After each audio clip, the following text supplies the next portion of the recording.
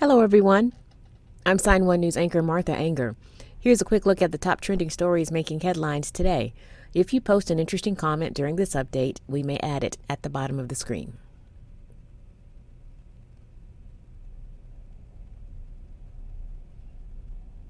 The Ukrainian military is fighting back against Russian forces who are trying to encircle Kyiv.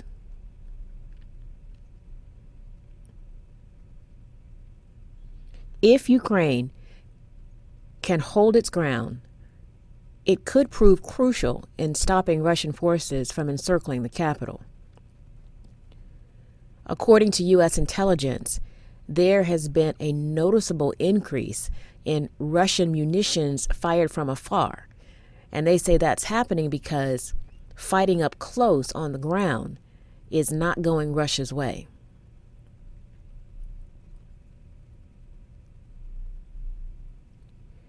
U.S. Defense Department estimates of up to 10,000 Russian troops have been killed and 16,000 wounded since the invasion began. A Russian tabloid magazine confirmed those numbers. Then later that day, the report was edited and the numbers removed. Officials with the magazine say it was hacked and someone inserted false information.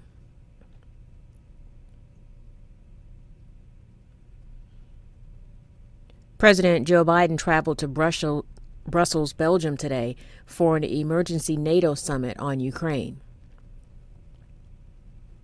The White House says his main objectives are helping the Ukrainian people defend themselves, increasing the cost on Russia, and showing that the U.S. stands with its allies. Ukraine says some hundreds of thousands of people are trapped in the sieged city of Mariupol. Other Ukrainians are battling to protect the capital, Kyiv, and other cities. And the UN says more than 3.5 million refugees have fled to neighboring countries to escape the fighting.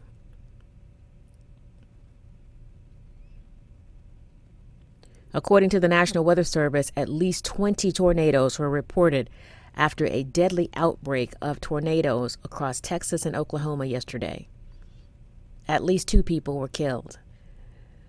Overnight, search and rescue teams combed through debris and damaged neighborhoods looking for anyone trapped. And now today, Wednesday, more than 30 million people in the Southeast are facing a new threat of severe storms capable of spawning more tornadoes. Sign1News will post any weather-related emergency press conferences with sign language interpretation to keep our viewers informed and safe.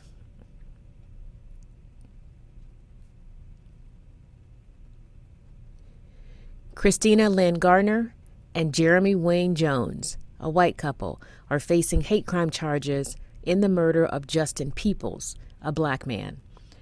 Prosecutors say Garner and Jones killed Peoples for no other reason than the color of his skin.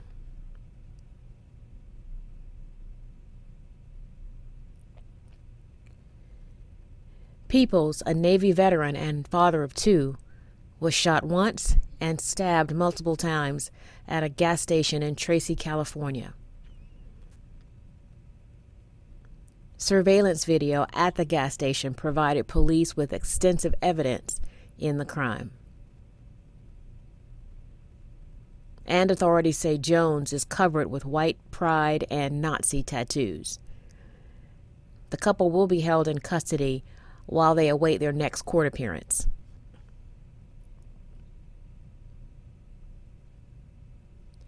Get ready for more Sex in the City. HBO Max announced the Sex in the City revival series, and just like that, has been renewed for a second season. Studio execs say it was an easy decision. The series is the streaming network's most successful original series so far. And the show's star and executive producer, Sarah Jessica Parker, wanted the show to continue. However, no production return date has been announced.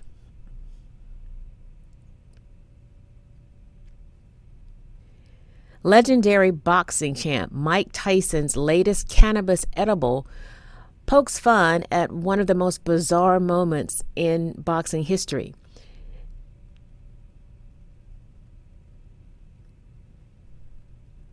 The gummy products are called Mike Bites, and they come in the shape of an ear. That's a joking reference to Tyson's infamous 1997 heavyweight championship match against Evander Holyfield.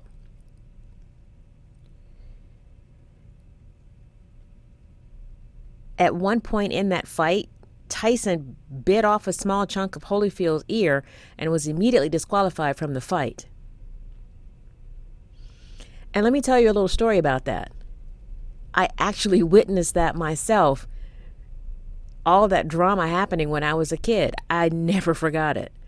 I was like, OMG, he must be in so much pain. I never forgot that. As for Tyson and Holyfield, they've completely reconciled since the bite fight. In fact, in 2014, when Holyfield made it into the Nevada Boxing Hall of Fame, Mike Tyson gave the induction speech.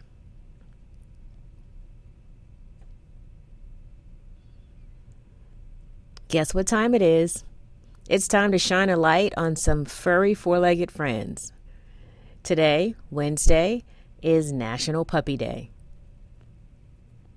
This designated day helps bring awareness to the unconditional love puppies provide, as well as the fact that a lot of dogs of all ages are in the need of a home.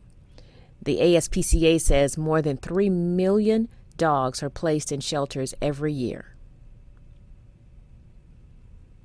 Advocates say people looking for a puppy should first consider adopting one from a shelter. I did, and it was the best decision I've ever made. You see the picture here? Let me tell you the story behind this picture. Long story short. Back in, I think it was 2018, me and the Sign1News team flew to Arizona to do a short story to help the dogs and cats be adopted and find forever homes. Well, one of the directors at the shelter said they had a deaf puppy there with special needs. He was deaf and blind, and they were concerned that he was going to be put to sleep. In fact, euthanized that day. Luckily, when I met Beans, I realized I could do something. So I videotaped his story, and we broadcasted it, hoping someone would adopt him. No one did, and that's when my friend said, "You need to adopt that dog because he picked you. Just look at the pictures." I felt some kind of way about it, but I went ahead and adopted him, and it was the best decision ever. From the moment I met Beans, I realized I saved his life. And from the moment we locked eyes, we became best friends. And I got to tell you, he's the world's biggest mama's boy. Big time. I have so many stories, but that's just the short version of us meeting for the first time. Best decision I ever made. And now he's 3 years old. I got to tell you, puppies grow up fast, so you have to cherish every moment with them. Sign1News will be broadcasting updates Monday through Friday. Then this Saturday at 6 p.m. Eastern Time, join us for a live panel of diverse guests to discuss the hot topics of the week.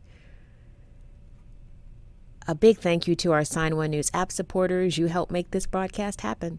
You can download the Sign1News app by heading to the App Store or Google Play Store on your smartphone, and you can also watch on Apple TV, Amazon, and Roku.